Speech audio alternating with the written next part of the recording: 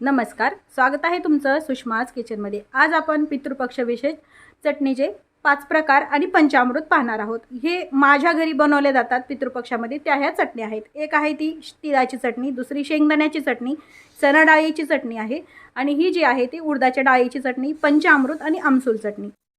या पद्धतीने आपण चटणीचे 5 प्रकार आणि पंचामृत असे 6 प्रकार तयार करणार आहोत। रेसिपीला लाईक करा, चॅनलला सबस्क्राइब करा। आता आपण रेसिपीला सुरुवात करूया। पितृपक्षात बनवली जाणारी पहिली चटणी पाहूया। तिळाची चटणी पाहूया आपण। तीळ इथे मी भाजून घेतलेले तीळ आहेत, 1 वाटी घेतलेले आहे। आपण चटणी पंचामृत सर्वच यामध्ये करणार आहोत, त्यामुळे यातले तिळाचं कूट मी थोडंसं पंचामृतासाठी ठेवणार आहे। तीळ अगदी व्यवस्थित भाजून घ्यायचे आहेत आणि हे आता मिक्सरला काढून घ्यायचे। हे थोडंसं आपण जाडसर मिक्सरला काढून घेतलंय। यातलं थोडंसं कूट आपल्याला पंचामृतासाठी लागणार आहे, ते काढून घेऊया। 1-2 चमचे भर।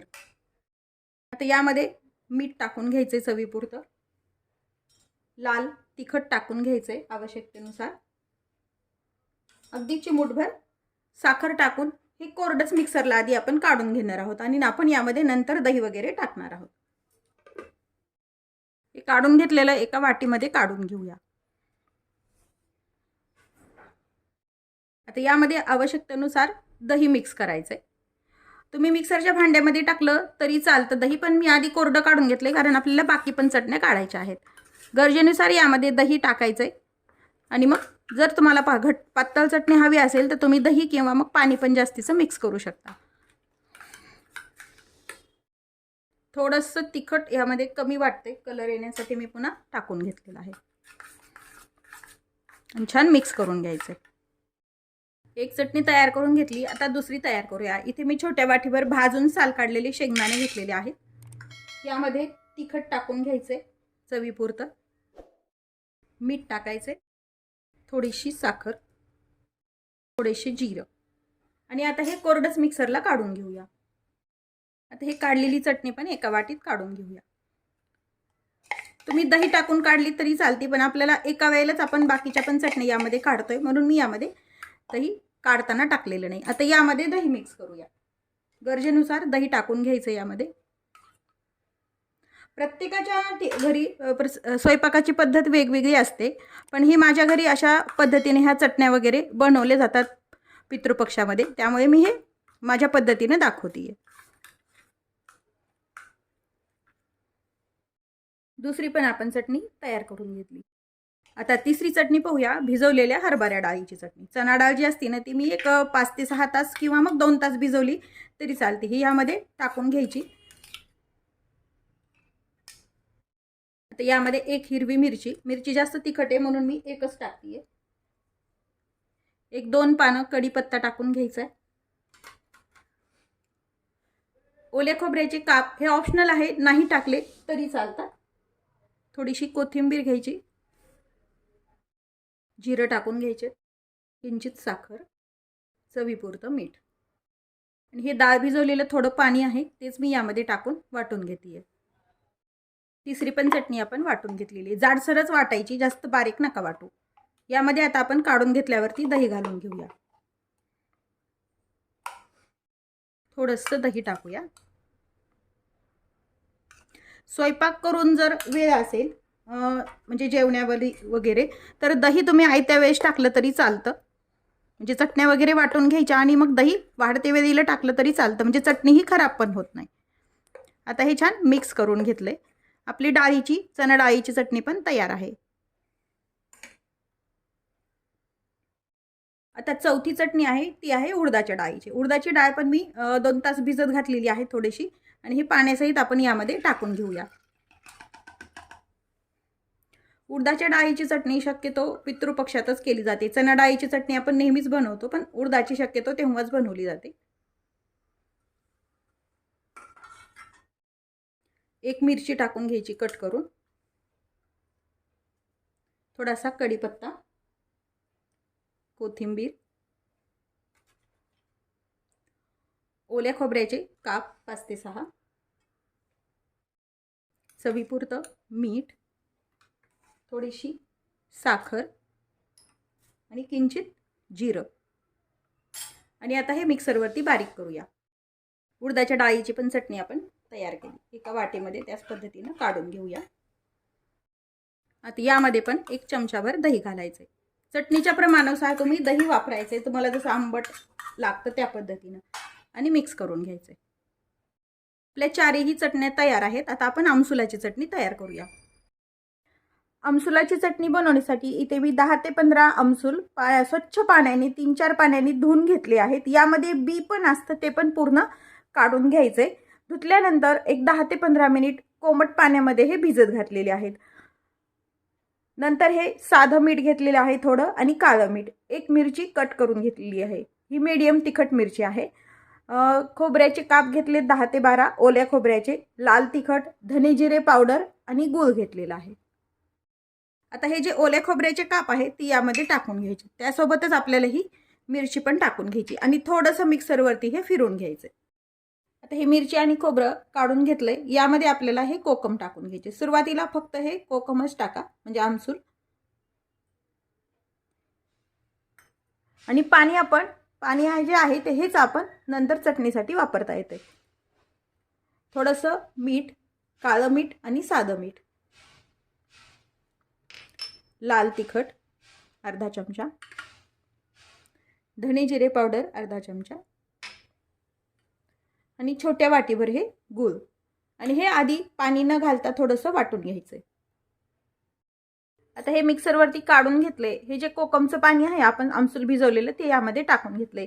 पाण्याचं प्रमाण तुम्हाला चटणी कितपत घट्ट आणि पातळ आहे असं तुम्ही वापरायचे। थोडंसं पाणी मी यामध्ये अजून टाकून घेतलीये। साधारण छोट्या अर्धी वाटीभर पाणी यामध्ये आपण टाकून घेतले, आणि आता हे पुन्हा मिक्सरला फिरवून घ्यायचे। आमसुलाची चटणी पण आपली तयार आहे। एका बाउलमध्ये काढून घेऊया।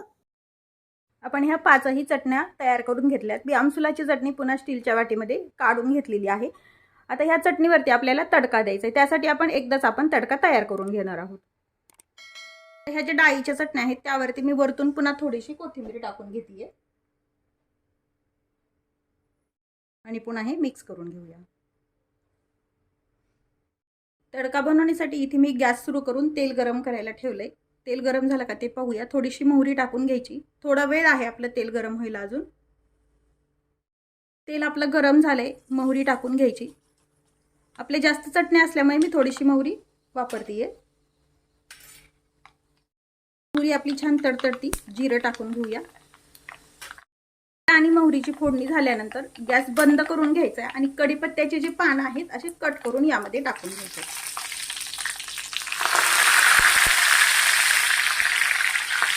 थोडासा हिंग टाकून घेऊया। गॅस आपण बंद केलेला आहे। आता हा आपला तडका तयार आहे। आता हा जो तयार केलेला तडका आहे आवश्यकतेनुसार सर्व चटण्यावरती आपण टाकून घेऊया। खूप जण आमसुलाच्या चटणीवर तडका देत पण नाहीत, पण दिला तरी चालतो किंवा नाही दिला तरी चालतो, दोन्ही ऑप्शन आहेत ते।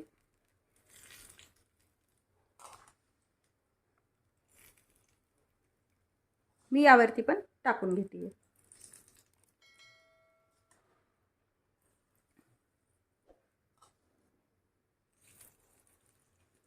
आपल्या ह्या चटण्यात आता तयार आहेत आपल्या चारही चटण्या। आता आपण पंचामृत तयार करूया।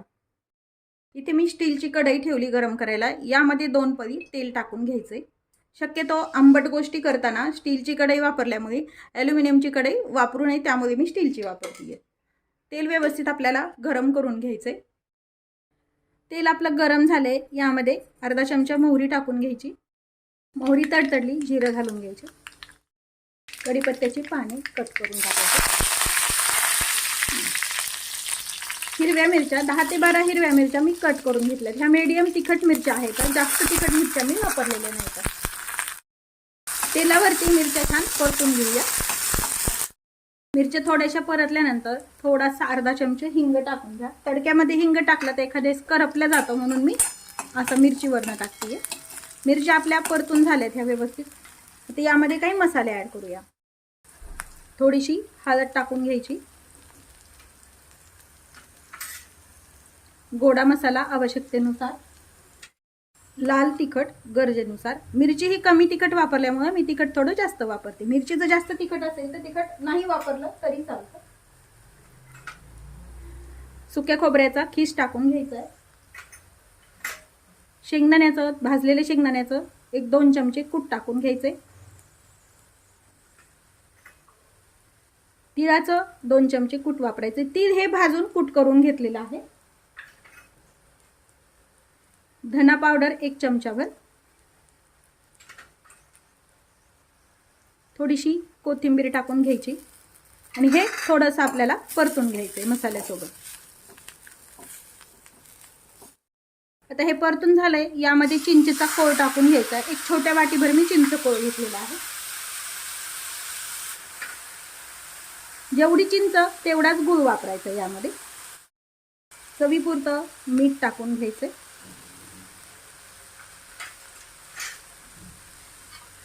आणि हे मिक्स करून घ्यायचे. आता यामध्ये एक अर्धी वाटी भरून पाणी टाकून घ्यायचं. अगदी मिरच्या थोड्याशा शिजण्यापुरतंच आपल्याला पाणी वापरायचं.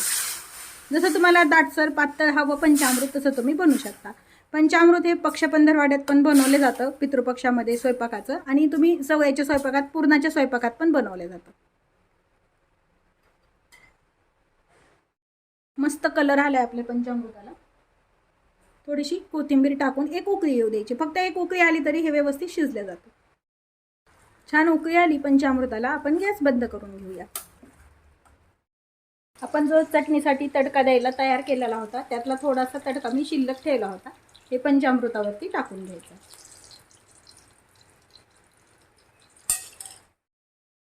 पितृपक्षासाठी लागणाऱ्या 5 चटण्या आणि आपलं पंचामृत तयार आहेत. बऱ्याच ठिकाणी वेगवेगळ्या प्रकारच्या चटण्या पण तयार केल्या जातात. ही माझ्या घरची पद्धत आहे, त्या पद्धतीनं मी ह्या चटण्या तयार केलेल्या आहेत. रेसिपी नक्की करून पहा. तसेच व्हिडिओला लाईक करा, चॅनलला सबस्क्राईब करा आणि बेल नोटिफिकेशन पण ऑलवर प्रेस करा, म्हणजे तुम्हाला माझ्या प्रत्येक नवीन रेसिपीचं नोटिफिकेशन सर्वात आधी येईल. अशाच नवीन रेसिपीसोबत पुन्हा भेटूया. तोपर्यंत बाय बाय. व्हिडिओ पाहिल्याबद्दल खूप धन्यवाद.